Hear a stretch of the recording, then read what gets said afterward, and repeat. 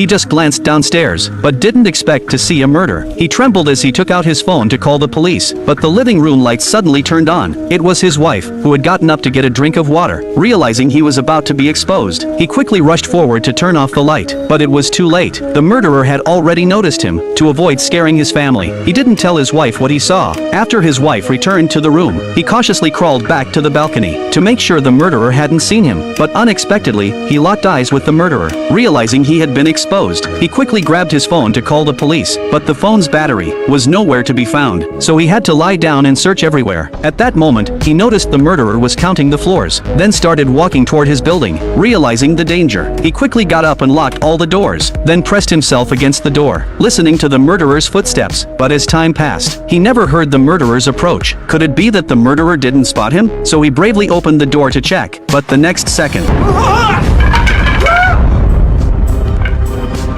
it turned out to be just a dream, because he had waited so long. He had unknowingly fallen asleep. Then he got up and went to the living room, but didn't dare take another step toward the balcony. It was already 4 a.m. He guessed the murderer might not have seen him. After a moment of thought, he decided it was better to avoid trouble, so he gave up on calling the police. But he didn't know, the woman downstairs wasn't dead yet. She weakly reached for her phone, and used all her strength to dial the police, but she didn't expect the murderer hadn't left. Upon realizing the woman was still alive, the murderer cruelly finished her off with a few more blows, until she stopped breathing. By the time daylight came, Jeff found that a lot of police had arrived downstairs. Looking at the bloodstains on the floor, he felt an indescribable sadness. Before work, he went to the crime scene downstairs, and stood where the murderer had been the night before. He looked up toward his house, suspecting that the murderer had noticed him. A sense of unease immediately flooded his mind, but was it really the case? At that moment, the murderer was quietly watching him, because there were no cameras at the crime scene. No other cameras had captured the murderer's appearance, and the victim wasn't a resident of the community, so no one reported seeing anything. This made the case difficult to handle. To quickly find the murderer, the sheriff had to go door to door questioning residents. He was sure someone had witnessed the murder, but no one dared admit to being a witness. The sheriff knew. They were all afraid of the murderer's retaliation. Since Jeff had witnessed the murder, he spent the entire day feeling dazed, his mind full of the terrifying images from last night. After work, he wanted to forget everything, but as soon as he walked in the door, he saw the property manager was in his house. The manager had brought a confidential contract to oppose assisting the police. As long as the homeowners signed, they couldn't say anything if the police asked. After all, the victim wasn't from their community. They couldn't let the crime of a stranger affect their property prices. Jeff was furious when he saw this. He said, "How can people be so selfish now?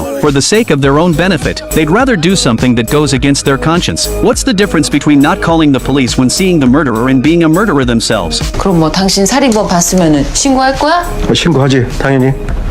살인범이 당신 얼굴 봤어도? The manager's words left Jeff speechless, because he understood. He was just talking, not acting. That night, he stood on the balcony deep in thought. After a moment, he decided to write an anonymous tip to the police, to satisfy the tiny bit of his sense of justice. He carefully described everything he saw, but just as he was about to send the email, he suddenly saw the family photo on the table. To ensure the safety of his wife and daughter, he gave up on the anonymous tip, thinking he could just lie low and everything would be fine. But the murderer was watching from the shadows, closely tracking his every move. The next day, the sheriff came to Jeff's house for questioning. Since Jeff was at work, only his wife was at home. When questioned by the sheriff, his wife simply described what happened. She said that the night of the incident, she got up for water, then saw Jeff drinking in the living room. She didn't notice anything unusual, except that Jeff didn't let her turn on the light. But since it was late, she didn't think much of it. When the sheriff heard this, he realized he was on the right track. So he had his colleagues go downstairs, to stand at the position of the victim, while he stayed upstairs to check the view. If Jeff had indeed witnessed the murder, he should have been able to see the murderer's face clearly, but his wife seemed to know nothing. After thanking her, they left. Just as Jeff was getting off work, he felt like someone was following him. Realizing something was wrong, he quickly quickened his pace, but he happened to bump into someone. When he found out it was the sheriff, he relaxed. The sheriff asked if he had seen anything the night of the murder. Under pressure, he wanted to tell the truth, but noticed the person who had been following him hadn't left. Worried about retaliation, he lied and said he didn't see anything, but the sheriff knew Jeff was lying, and continued asking persistently. At that moment, the police station suddenly called. It turned out they had found the murderer. It was the victim's boyfriend. When the sheriff received the news, he quickly drove to the arrest scene, but when they arrived, the murderer had already committed suicide out of guilt, and they found the murder weapon at the scene. But the sheriff felt that the murderer was someone else, someone who could leave the body at the scene, couldn't easily commit suicide. But to calm the public's emotions, the police decided not to continue the investigation, and concluded it was a typical crime of passion. However, However, Jeff realized by comparing evidence that the murderer the police arrested was not the real killer, meaning the real murderer was still free. Just then, the doorbell rang. He got up in confusion to check and found it was the woman downstairs. 이 사람 아니잖아요. He was shocked by her sudden question. He could only lie and say he didn't understand what she was saying. They had met in the elevator the night of the murder, around 2 a.m. At that time, the victim's screams were particularly loud, so the woman believed Jeff couldn't have seen nothing. She said she was almost depressed because she kept seeing the murderer staring at her in the community. She didn't dare go report to the police alone, so she asked Jeff to come with her. Realizing the woman was also a witness, he lied and said he didn't know anything. Then he pushed her out of his house. After being rejected, the woman had no choice but to leave sadly. But just as she got into the elevator, a man followed her in. She quickly realized it was the murderer. For her life's sake, she had to pretend to be calm. Only when she got out of the elevator did she dare to breathe. Fortunately, the man didn't follow her. But just as she was about to enter her house, the man suddenly ran toward her. Not long after, Jeff found the woman's phone, dropped inside his house, so he went downstairs to return it, but found the woman had left the door unlocked. Just as he was about to knock on the door, he heard strange sounds, so he looked through the gap in the door, and saw the woman had been brutally murdered. The murderer was cleaning the bloodstains on the floor. He wanted to leave quietly, but the woman's phone suddenly rang. Panicking, he quickly hung up the call, but the murderer had already noticed him. Helpless, he had to quickly run away. The phone dropped accidentally. Without hesitation, he ran to the security room, but there was no one there. He picked up the phone and tried to call the police, but then he suddenly heard his daughter's voice. Looking back, the murderer was standing right behind his wife and daughter. Frozen with panic, for the sake of his family's safety, he hung up the phone. The murderer turned around and left. After ensuring safety, Jeff quickly pulled his wife and daughter aside, but unexpectedly, the sheriff arrived in a car. 성우 씨, 가족분들이랑 어디 가시나 봐요? The murderer heard the sound and quickly turned back, focusing his eyes on Jeff's daughter, clearly warning Jeff to be careful with his words. The sheriff came to reopen the investigation, because he suspected the victim's boyfriend wasn't the real murderer. Seeing the murderer still lurking around, Jeff deliberately yelled at the sheriff. 저 정말 몰라요. 아무것도 본 게 없어요. 범인 잡혔다면서요. 잡혔다면서 왜 엉뚱한 사람 붙들고 괴롭힐 겁니까? 왜? Hearing what he wanted, the murderer finally turned and left. Seeing how upset Jeff was, the sheriff stopped asking questions. Back at the police station, he continued to investigate the case. Indeed, they found a suspicious car in the surveillance footage. Then, through checks at various intersections, they eventually found the car in a remote area. Although the car was completely burned out, they found a memory card inside. Using the information from the card, they quickly found the suspect's address and clearly identified the murderer's appearance.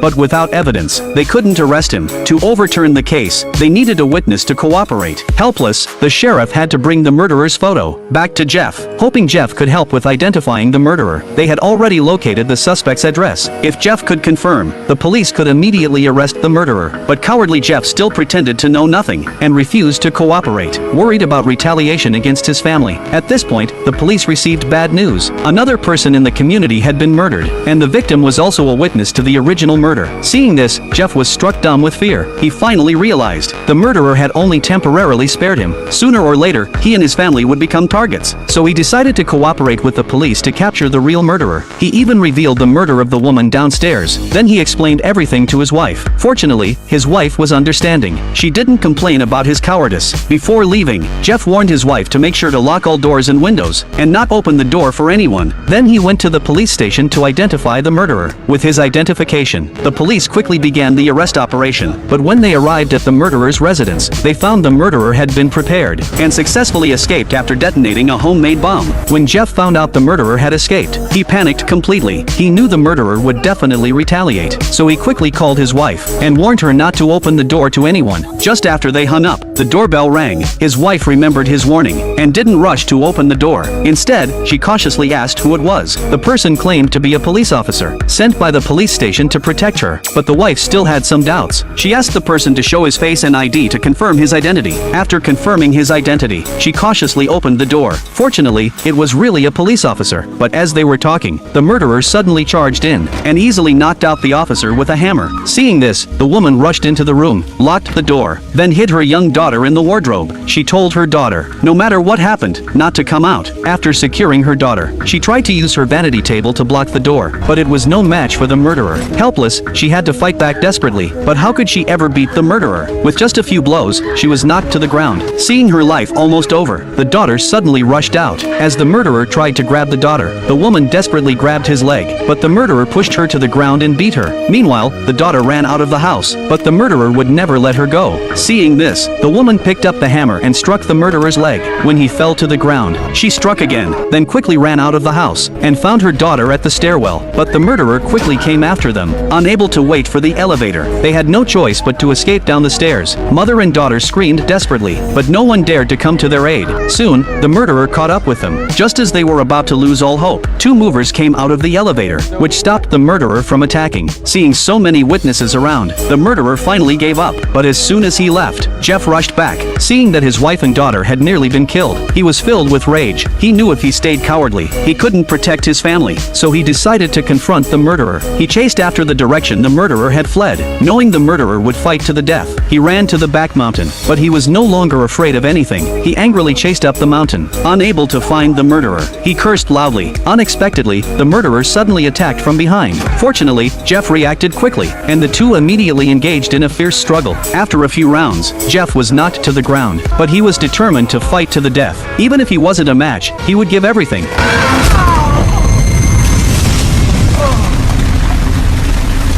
Looking at the murderer lying motionless on the ground, Jeff quickly grabbed his neck, as the murderer neared suffocation. Suddenly, a landslide occurred on the mountain. The two were instantly buried in dirt. After the rain passed, Jeff woke up first, and around him were the bodies of the victims, including the murdered woman downstairs. The murderer had killed so many innocent people. Then he found the murderer, who was now pierced by a tree branch. Unable to move, Jeff picked up a stone and walked over. He had intended to finish the psychopath off, but in the end, he couldn't bring himself to do it. After all, he knew if he killed someone, he would be sentenced. Finally, he decided to let the law punish the murderer. By winter, Jeff decided to move his family to a new place. Before leaving, he did an experiment, and found no one dared to stand up. Now he understood what human nature was, and could imagine how helpless the victims were when facing the murderer.